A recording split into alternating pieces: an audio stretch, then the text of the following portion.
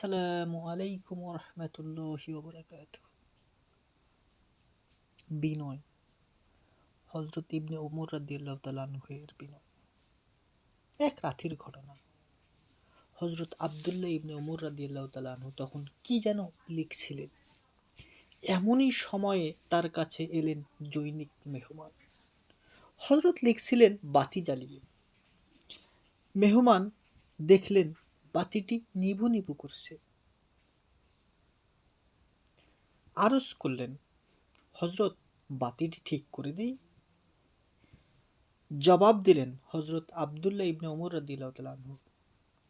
বললেন, মেহমানের সেবা গ্রহণ করা দোষের কাজ।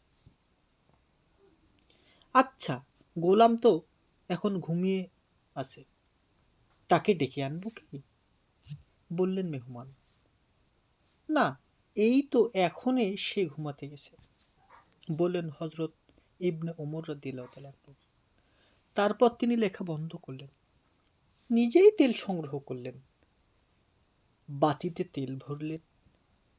এখন বাতি আর নিভু নিভু করে না, ভালোই জ্বলছে। মেহমান এসব দেখে বলল, হযরত, আমি থাকা অবস্থায় আপনি এত কষ্ট করলেন? জবাবে হযরত ইবনে ওমর বললেন, কেন, তাতে কি হয়েছে?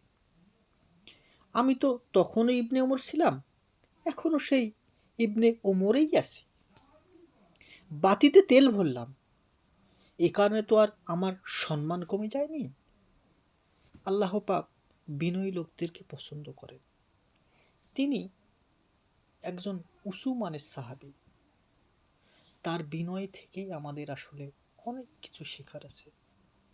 এই বিনয়, নম্রতা, এটাই হচ্ছে ইসলামের সৌন্দর্য। আর এই সৌন্দর্য আল্লাহ সুবহানাহু ওয়া তাআলা আমাকে, আপনাকে, আমাদের সবাইকে এটি পালন করার তৌফিক দান করুন।